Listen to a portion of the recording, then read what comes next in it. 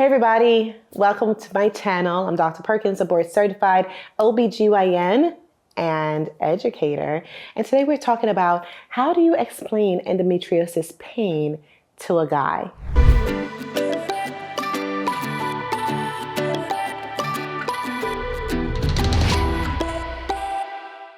So in this video, we will talk about exactly what endometriosis is. We'll kind of break down the details of it because with better understanding, it makes it so much easier for us to be able to explain this to someone else so that they'll understand as well. So we'll talk about that. We'll talk about the symptoms, diagnosis, and treatment of endometriosis, as well as how exactly to discuss this important information with someone special in your life, such as your guy. So what is endometriosis? Endometriosis, I'm actually going to use my model in our conversation today to kind of explain exactly what's happening with endometriosis. It is a disease of the female body, the reproductive tract, that is really debilitating. It is a painful disease. It is something that is chronic and permanent, unfortunately. And those who suffer with endometriosis truly suffer. And I say that to say no one else can ever quantify or experience the pain that you feel. Endometriosis is one of those conditions where the pain can be excruciating. It can just be on another level that makes it so difficult for you to live your best life. So if you're going through this, I completely understand. And I wish our medical community will eventually have better treatment options for you. And until then, we'll talk about those that are available on the market as well in this conversation so that you can somehow live and function as normally as possible. But let's talk about it a little bit further first, okay? So in our model here, vagina, as we're gonna talk about this from like Anatomy 101, okay? So here we have the vagina. At the top of the vagina is the cervix. The cervix is the lower portion of the uterus, which is this body here. The purpose of the uterus is to do one of two things. Either we have periods or pregnancy. That's it. Extended to the side, we have these tiny little things called the fallopian tubes. We have two of them. And then right over here, these are our ovaries. We have two of them as well. The ovaries house all the eggs that you were born with and will continue to deplete them on a regular basis, ovulate them every now and then until you get to menopause and they shut down, okay? They also provide your body with the hormones that are needed as you go through your reproductive years so that you look and feel like a female, all that good stuff. So that's your anatomy basically, okay? Now, our uterus here is kind of like cut in half so that you're able to see on the inside, okay? This space in here is called your endometrial cavity. It's an opening. This is where a period will build and bleed. This is where a baby will be born from. This is where a baby will develop and stay for essentially 9 months in development. Now, the uterus has 3 layers. The inner layer closest to the cavity is called the endometrium. This area is where bleeding is formed from. This is where it brings nourishment to a growing baby, where the placenta connects. This is a very important area here. If you have bleeding issues, it is likely coming from this part of your uterus. Behind that, or deeper to that, is the muscular layer. This area here is literally, as I mentioned, muscles. This is what causes contractions. This is what causes period cramps. Every period cramp is a contraction happening, just a smaller one.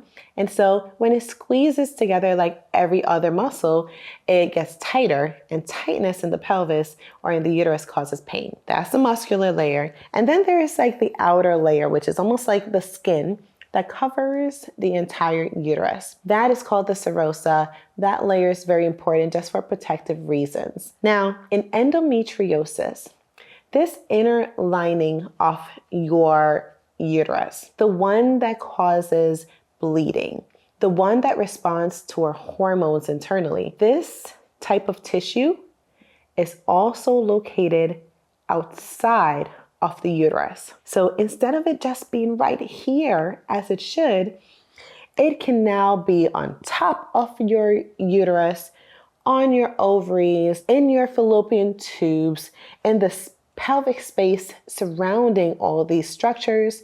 And really, these tissues and glands and stroma can be anywhere spread out on the inside of your abdomen. Now, why is this important? This is very important because it is a key reason why endometriosis can be as debilitating as it is. So imagine this. You have endometriosis, you have this tissue on the inside of the uterus, elsewhere in your abdomen, and it's that time of the month. It is time for a menstrual cycle to come. Your hormones say, hey, uterus, it's time for us to have a period. And your uterus is like, great, I'll do exactly as you say. Your uterus starts to create this menstrual cycle and starts to create a bleed. Now, the tissue that usually should be right here in the uterus, but is elsewhere, will be responding just the same. It will say, hey, you just told me to bleed. And so internally, inside of your abdomen, when you're having a menstrual cycle, you're also having menstrual cycles internally anywhere where this tissue is also located. So imagine this. Normal periods are, not comfortable. But when you have so much more bleeding and periods happening internally in your body, you can have excruciating pain, cramping, and bleeding being built up inside of your abdomen. And so if you can understand what this means, it is not fun. And so because of that, people with endometriosis tend to have really severe pain every single time their menstrual cycle comes on because of all of this excess activity happening internally. And this is the key to endometriosis. And once you understand exactly how that works, it becomes a little bit easier for you to have these conversations with your loved ones, with your guy, to help them understand why when your cycle comes on, like life just seems to end for you for a second. It just comes to a halt. It just pauses until your cycle is done. And it's a part of the reason why you may need to get interventions and treatments to help you with your menstrual cycle pain to help you get through and survive.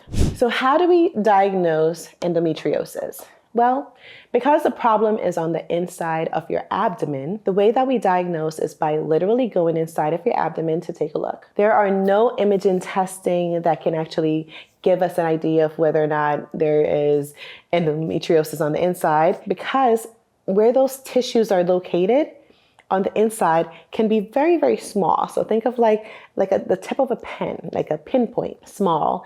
And even though they're that small, they can really cause a lot of damage, inflammation, pain, and irritations on the inside part of your abdominal cavity. And so we take a look inside laparoscopically with a tiny little camera, go through your belly button, and we survey the entire area looking for evidence of endometriosis. And that is really the only way that we can diagnose this condition. Now we can suspect it if you're having serious pain with your periods. We can suspect it if you had an ultrasound of the uterus and the pelvis, and it shows that you may have something called an endometrioma on your ovary. What is an endometrioma? It essentially is a cyst that can form on your ovary, and every single time that you're having a menstrual cycle, there's blood building up inside of this cyst, and it grows and grows and grows. So it's this collection of blood inside of your abdomen on top of your ovary. And so that can give us a hint that you have endometriosis, but the only diagnostic way to know is to take a look on the inside. So how do we treat endometriosis? This is difficult and it's really, really hard. And it's hard because we can give medicines to help to decrease the hormonal activity of our bodies. We can decrease the amount of inflammation that's happening internally, but really there isn't a very good medicine on the market that just completely takes away endometriosis pain. There are things that are emerging that I'm really excited about that have really they're like game changers right now. But again, we have a long way to go and not enough medicines to help us with this. So birth control can sometimes help to calm down the hormones, and we can try some of these other medications that are now new on the market, but there isn't enough. Others may opt to surgically remove these implants are these areas where tissues are seen internally on that exam or on that diagnostic test. And we can ablate them, we can remove them, we can cut them out, we can excise them. And that sometimes can help to literally alleviate your pain because it's no longer there. But we'd want to go to a surgeon who is well equipped and very good at removing and treating endometriosis to help this. But I can tell you, there are people who've gone through many, many different surgeries for endometriosis, but they still have a lot of endometriosis pain. So surgery might not necessarily be the best option. Sometimes it is. Work with your doctors to help to find the right formula for you, and hopefully your pain will be better. But now, in discussing this with your partner, this would be my top recommendation. First, explain to your guy what's happening with this condition in your body. Explain to them how you're not just having a period inside of your uterus. You're really having a period elsewhere in your abdomen, and it's magnified. Explain to your partner how you feel, what your daily life is like when you're on a period. Sometimes it's very hard for someone who's not experiencing the same thing to understand exactly what you're going through, but most people will embrace what's happening once you explain to them. And so having that conversation, explaining exactly how the anatomy works and how the disease process works will really help your guy out tremendously in understanding what you go through. Also, discussing pain recommendations and other things that can be done to help to alleviate the pain, whether it's using a warm compress or something like that, helping you stay off your feet, maybe you have a massage during that time, things like that to help you out. It would be important for you to have those conversations with your guy as well, so that he's a part of the process and not necessarily on the outskirts and just looking in. And so we love each other and support each other. We want to help each other go through tough times such as these. So share that information with your guy, friend, or partner so that they can understand as well. As we talk about these conditions and more, I want to send you a free copy of my ebook, Hormones Don't Lie. And the reason is PCOS, endometriosis, fibroids, irregular periods. There's so many conditions that are hormonally based within or reproductive years and beyond that are impacting us tremendously and keeping us like locked in a cave. And I want to release that. And so because of that, I'm sharing a free copy of my ebook, and I'm excited to offer this to you today. For you to get a copy of that, you just need to click the link below, follow the prompts, and I will happily and quickly send that over to your email so you can access, read, learn, and be informed, as well as to apply some of the recommendations that I have to help to balance your hormones. I hope this will be very helpful for you as well. And I hope that you've learned something new today, something that would be very helpful in understanding endometriosis and explaining it to others. Thank you so much for being here. Again, I'm Dr. Perkins, a board-certified OBGYN, and there's so much more topics like this and more on my channel. So if you'd like to be here, go ahead and subscribe, and I hope to see you next time.